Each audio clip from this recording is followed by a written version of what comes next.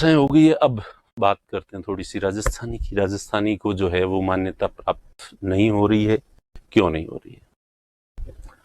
Simple इसका कारण है कि राजनीतिक इच्छा शक्ति। सही मायने में राजस्थान ने कभी प्रयास किया ही नहीं कि राजस्थानी को संवैधानिक दर्जा मिले। राजस्थानी के संवैधानिक दर्जे के लिए राजस्थान में केवल जो राजस्थानी भाषा के विद्वान हैं, कवि है, साहित्यकार है, जो राजस्थानी भाषा में लिखते हैं, उन्होंने समय समय पे मांग उठाई थी कि हमें हमारी भाषा को संवैधानिक दर्जा दिया जाना चाहिए। उनके अलावा हमारे समाज के अंदर से ये मांग कभी नहीं उठी। हमारे जो राजनीतिक नेतृत्व है, उन्होंने ये मांग कभी नहीं उठाई। तो इसलिए हमारी ये मांग महत्वपूर्ण हो नहीं सकी। और वैसे भी हमारा जो समाज है, सबसे बड़ी दिक्कत तो इसकी है कि राजस्थानी बोलने में उनको इंफीरियरिटी कॉम्प्लेक्स फील होता है। और हर परिवार राजस्थानी बोलना जानता है, वो कोशिश करता है कि उसका बेटा हिंदी बोले। और जिनको हिंदी आती है वो टूटी फूटी इंग्लिश बोल के कोशिश करते हैं कि उनके बेटे को इंग्लिश आ जाए। तो जब हम खुद ही हमारी भाषा से इतना प्रेम नहीं कर रहे हैं, तो इस क्यों उम्मीद करें कि वो लोग हमें इसको दर्जा देंगे और इसको सम्मान देंगे। ठीक है, तो मेरी आप सब लोगों से अपील है कि आप अपने घर परिवार आसपास में जो है वो ज्यादा से ज्यादा अपनी मातृभाषा का प्रयोग करें।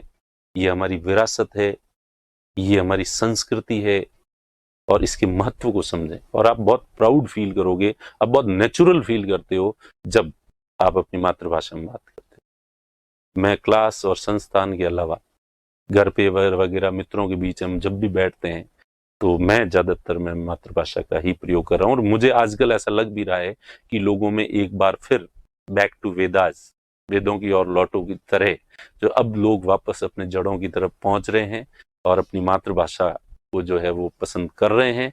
और इन दिनों में देख रहा हूँ थोड़ा एक मूवमेंट भी चल रहा है।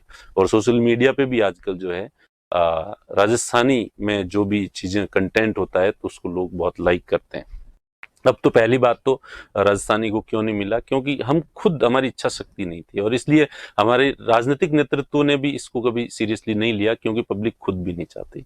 और धीरे धीरे कम होता जा रहा है। कोई भी आदमी थोड़ा बहुत भी पढ़ लिख लेता है तो वो हिंदी बोलने की कोशिश करता है। तो आप जाओ गुजरात के अंदर, हर व्यक्ति आपको गुजराती में बात करता हुआ मिलेगा। तो इसलिए उसको महत्व मिला।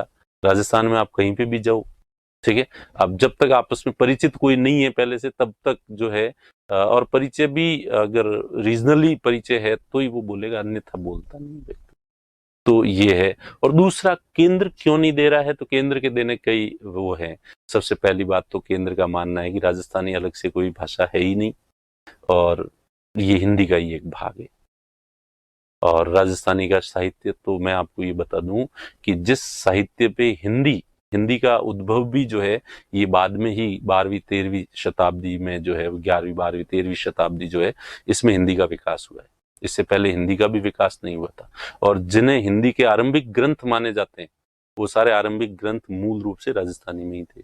तो इसलिए हिंदी वाले कहते हैं हमारे हिंदी के थे, और राजस्थानी हिंदी का एक हिस्सा है, इसलिए राजस्थानी अलग भाषा नहीं है। तो ये जो है वो लॉजिक दिया जाता है कि अलग है ही नहीं कुछ, तो ये हिंदी में काम चल ही रहा है। दूसरा एक आरोप लगाया जाता है कि इसकी अलग से ग्रामर नहीं है, व्याकरण नहीं है, और इसकी अलग से लिपि नहीं है, स्क्रिप्ट नहीं है।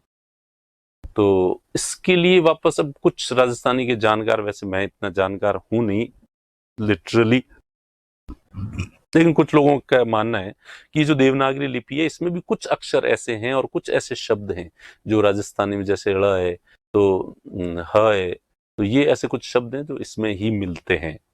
ठीक है, तो इस वजह से जो है वो कि भाई स्क्रिप्ट नहीं है इसकी। तो ये भी आलोचना कोई मुझे सही नहीं लगती, जब इंग्लिश जो है वो विश्व स्तरीय भाषा बन सकती है, जबकि इंग्लिश की खुद की कोई स्क्रिप्ट नहीं है। इंग्लिश तो खुद ही रोमन स्क्रिप्ट में लिखी जाती है। और तो और इंग्लिश छोड़ो, यूरोप की ज्यादातर जो लैंग्वेज है, उनकी स्वतंत्र इंडिपेंडेंट स्क्रिप्ट है ही नहीं उनके पास। ज्यादातर सारी जो स्क्रिप्ट है वो रोमन स्क्रिप्ट को ही तोड़ फोड़ के उन्होंने बनाई है। इसलिए आपको मतलब भले ही समझ नहीं आएगा, लेकिन आप ये समझ जाओगे कि इसमें आधे से ज्यादा अक्षर आप जानते हो कि कौन सी टर्म्स यूज की जाती है।